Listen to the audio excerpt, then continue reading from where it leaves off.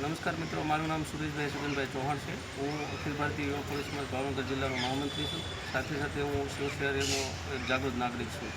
મિત્રો, આજે ભાવનગર ખાતે માનનીય પ્રાદેશિક પોલીસ સાહેબની કચેરી ખાતે હું એક લેખિત રજૂઆત કરવા આવ્યો છું। રજૂઆત કરવાનું કારણ એ છે કે શિહોર શહેરમાં દૂષિત પાણીનો અને ગંદા પાણીનો જે પ્રશ્ન છે એ પ્રશ્ન ઘણા વર્ષોથી મારી સાંભળેલ વખતનો એ પ્રશ્ન છે। આજ દિન સુધી એને સોલ્વ કરવામાં શિહોર નગરપાલિકા તદંતર નિષ્ફળ રહી છે। આ મુદ્દે માન્ય વિપક્ષ નેતા દ્વારા તારીખ 17/7/2026ના રોજ એક લેખિત અરજી કરવામાં આવે છે। જવાબદારો સામે કાર્યવાહી કરવા માટે હાઈકોર્ટમાં પિટિશન દાખલ કરવાની એક ધમકી આપવામાં આવે છે।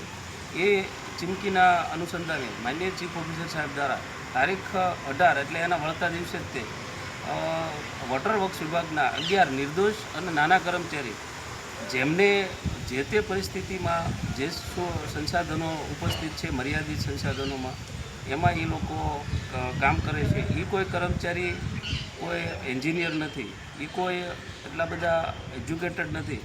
તેમ છતાં ચીફ ઓફિસર સાહેબ દ્વારા પોતાના બચાવ માટે આજે હાઈકોર્ટમાં પિટિશન દાખલ થાય અમને જવાબ દેવા પડે એના બચાવ માટે પોતે 11 નાના કર્મચારીને નોટિસ આપી છે અને એમને પણ એવું પણ કહ્યું છે કે જે કાંઈ જયરાજભાઈ દ્વારા જે હાઈકોર્ટમાં પિટિશન દાખલ થાય તો એની સંપૂર્ણ જવાબદારી આ 11 કર્મચારીને રહેશે। આવી રીતે નાના કર્મચારીને કાયદાના દાયરામાં કંઈક ને કંઈક ફસાવવાનું ષડયંત્ર માન્ય ચીફ ઓફિસર સાહેબ કરવામાં આવે છે।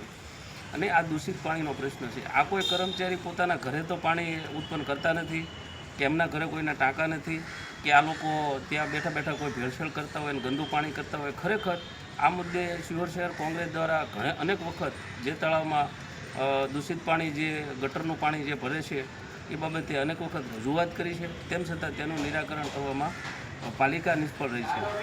આજે ખરેખર આ બધી ટેકનિકલ જે કંઈ સમસ્યાઓ છે, ફિલ્ટર પ્લાન્ટ 100% અત્યારે કામ આપતું નથી, એટલે આ બધી બાબતમાં ચીફ ઓફિસર સાહેબની જવાબદારી બને છે। એટલે ક્યાંક ને ક્યાંક ચીફ ઓફિસર સાહેબની જવાબદારી છે, એટલે આ કારણમાં પણ મુખ્ય જવાબદાર ચીફ ઓફિસર સાહેબ જ છે। એટલે આજે અમે તેમના વિરુદ્ધમાં એક લેખિત અરજી ઉપલા અધિકારીને આપવામાં આવ્યા છે અને જવાબદારો સામે કાર્યવાહી કરવા માટે લેખિત રજૂઆત કરી છે અને આજે નાના કર્મચારીને જે નોટિસ આપી છે એ નોટિસ તાત્કાલિક ધોરણે રદ કરવામાં આવે।